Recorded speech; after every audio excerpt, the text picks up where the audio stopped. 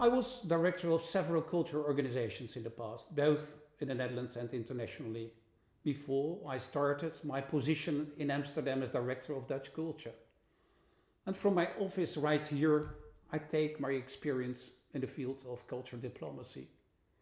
We work worldwide, balancing the interests of several ministries, the EU and multilateral organizations, and I think like most of the other members of EUNIC. I became convinced that our national contexts are never and should never be separated from a larger European story.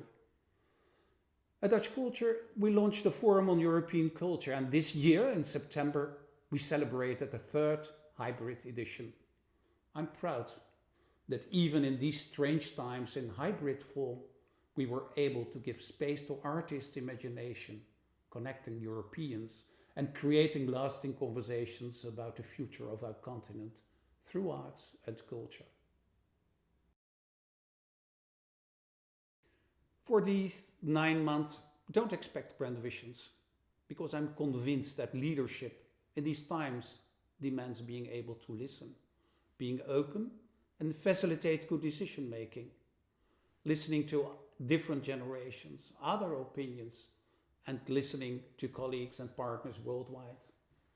Also, I'd like to offer continuity at the board level with a new and ambitious board, and in close cooperation with the EUNIC office, I will propose and advocate good ideas, common initiatives to support culture sectors, to keep them resilient and agile in these times of COVID.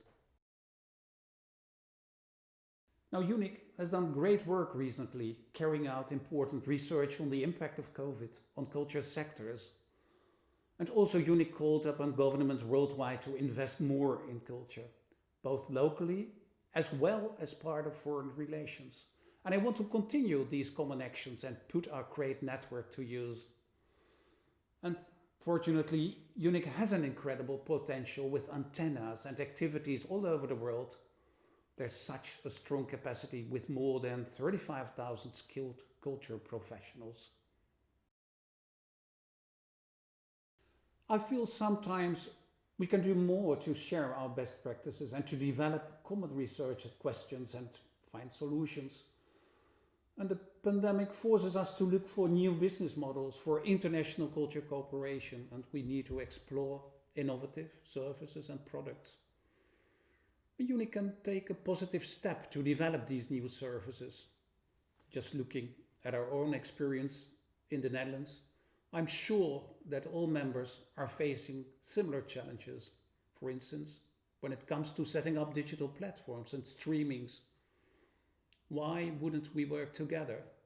EUNIC doesn't have to implement, but we can facilitate and accelerate cross-national strategies and cross-sectoral collaborations.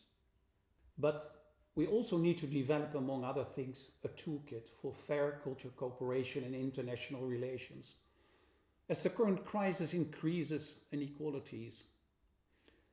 As a culture sector, we have the responsibility to counter this trend. We also need to work on cultural cooperation in fragile contexts. We have to focus on the impact of our work on peace and security in international relations. And finally, we must advocate and emphasize the value and power of culture at all levels: local, regional, national, European, and of course global. And EUNIC has to ensure its role as the EU's strategic partner in international relations. We need to embed culture as a key part of these relations. I want to start with a sense of openness and curiosity. And that's why I mostly spent this first month getting to know my new colleagues in the board. Everyone that I haven't met yet, and all other important players in Brussels. I'm excited to do this in close connection with Gita and her team in Brussels. Sadly, I won't be able to travel or to physically attend any events or initiatives by partners and clusters. But that's why I look forward to spending some time online and to become familiar with all those inspiring activities of the clusters. And I'm looking forward to meet you online, or maybe even better in person very soon. Thank you.